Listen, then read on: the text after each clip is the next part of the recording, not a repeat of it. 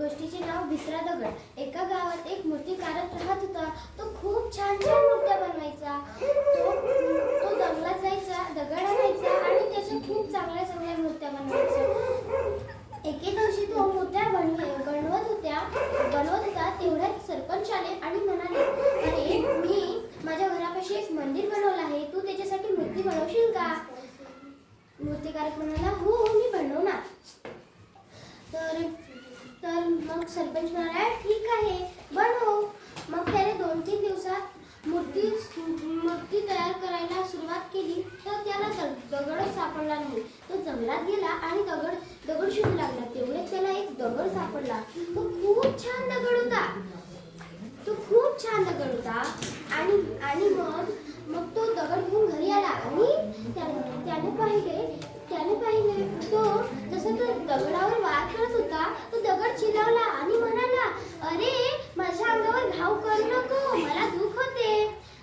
तो इकडे तिकडे पाहू लागला, कोण आहे पण त्याला कोणीच सापडले नाही।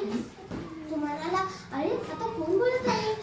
तो परत दगडावर घाव करू लागला, पण तो डबल बोलला, म्हणून त्याने खालतं पाहिले, तो दगड बोलत होता आणि म्हणाला, अरे मी दगड बोलतोय, तू माझ्या अंगावर घाव करू नको, मला खूप दुख होते। तो म्हणाला, असं का? ठीक आहे। त्याने तो दगड साईडला ठेवला आणि अंगणात गेला आणि तो चांगला दगड शोधू लागला। त्याला एक दगड सापडला आणि त्या दगडाची त्याने मूर्ती बनवली। दुसऱ्या दिवशी सरपंच आले आणि म्हणाले, अरे तू मूर्ती बनवलीस का?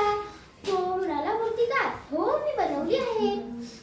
तो सरपंच म्हणाला, ठीक आहे देऊन दे। तेवढ्यात एका गावकरीचं लक्ष गेलं। तो कुंड्यात जो दगड होता तो गावकरीनं म्हटलं, अरे हा दगड आम्हाला पाहिजे। ते जे वटा आहे ना तिथे ठेवायचं आहे, आम्हाला तिथं ठेवायचं आहे। दोघीने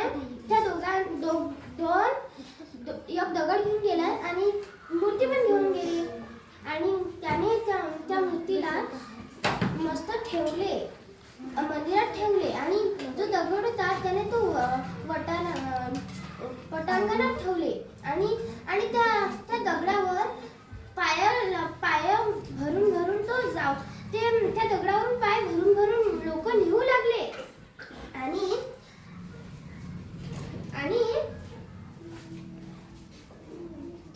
मग एका दिवशी दगड म्हणाला, त्या गणपतीला म्हणाला, अरे तुझं तर चांगलंच आहे, माझं तर खूप वाईट आहे। माझ्यावर लोक धूळ टाकतात आणि तुझा मस्त प्रसाद चढवतात आणि माळ घालतात फुलाची, मला तर नुसता धूळ खावा लागते। तो म्हणाला, अरे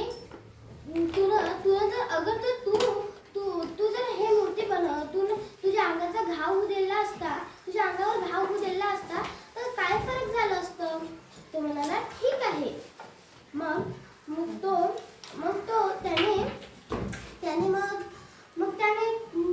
जेव्हा त्याच्यावर लोक येऊ लागले त्याने त्याला नमस्कार केले आणि त्याच्या अंगावर किती लोक येऊ पण त्याला काहीच होत नव्हतं। मग एका दिवशी भगवान प्रकट झाले आणि म्हणाले, अरे तू खूप छान आहे, तुझ्या अंगावर एवढे लोक पाय देतात पण तू त्यांना नमस्कार करते, म्हणून तू खूप छान आहे।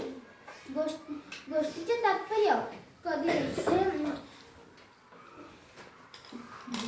सक्तीपेक्षा युक्ती हे खरीच आहे।